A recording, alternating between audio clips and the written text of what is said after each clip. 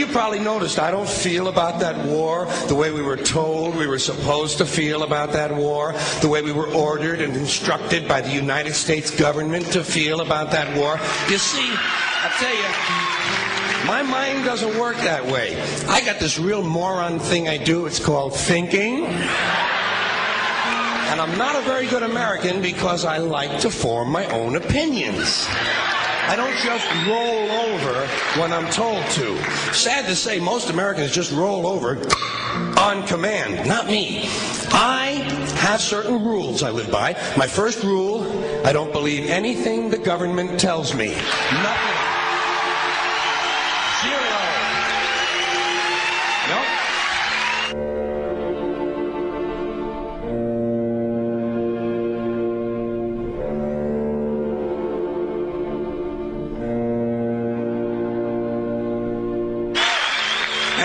Take very seriously the media or the press in this country, who in the case of the Persian Gulf War were nothing more than unpaid employees of the Department of Defense, and who most of the time function as kind of an unofficial public relations agency for the United States government.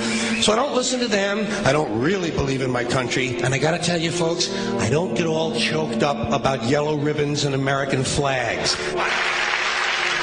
Now, to balance the scale, I'd like to talk about some things that bring us together. Things that point out our similarities instead of our differences. Because that's all you ever hear about in this country is our differences. That's all the media and the politicians are ever talking about, the things that separate us, things that make us different from one another.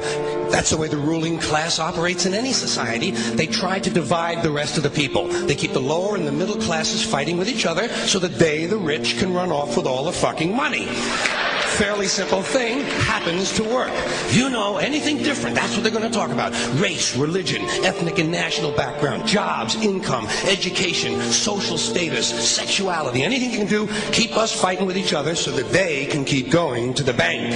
You know how I describe the economic and social classes in this country? The upper class keeps all of the money, pays none of the taxes. The middle class pays all of the taxes, does all of the work. The poor are there just to scare the shit out of the middle class. Keep them showing up at those jobs. Politicians know that word. They use it on you. Politicians have traditionally hidden behind three things: the flag, the Bible, and children. No child left behind. No child left behind. Oh, really? Well, it wasn't long ago you were talking about giving kids a head start. Head start, left behind? Someone's losing fucking ground here. But there's a reason. There's a reason. There's a reason for this. There's a reason education sucks, and it's the same reason that it will never, ever, ever be fixed. It's never going to get any better. Don't look for it. Be happy with what you got. Because the owners of this country don't want that. I'm talking about the real owners now. The big, the wealthy, the real owners, the big wealthy business interests that control things and make all the important decisions. Forget the politicians. They're irrelevant. The politicians are put there to give you the idea that you have freedom of choice. You don't.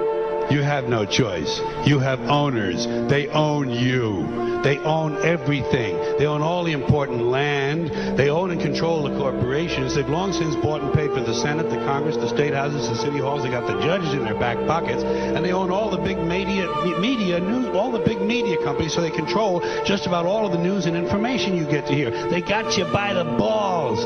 They spend billions of dollars every year lobbying to get what they want.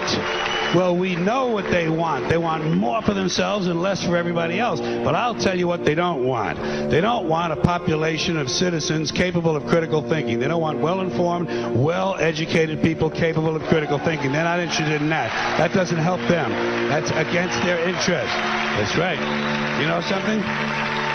They don't want people who are smart enough to sit around the kitchen table and figure out how badly they're getting fucked by a system that threw them overboard 30 fucking years ago. They don't want that. You know what they want? They want obedient workers. Obedient workers.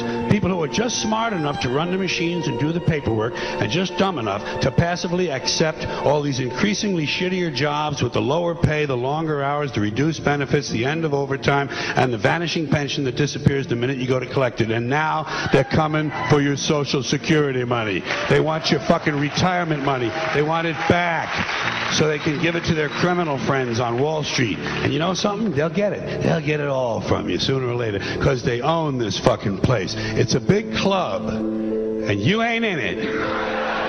You and I are not in the big club.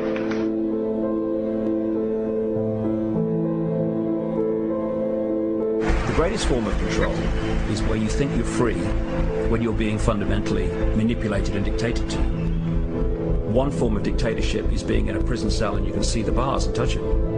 The other one is sitting in a prison cell but you can't see the bar, you think you're free. What the human race is suffering from is mass hypnosis.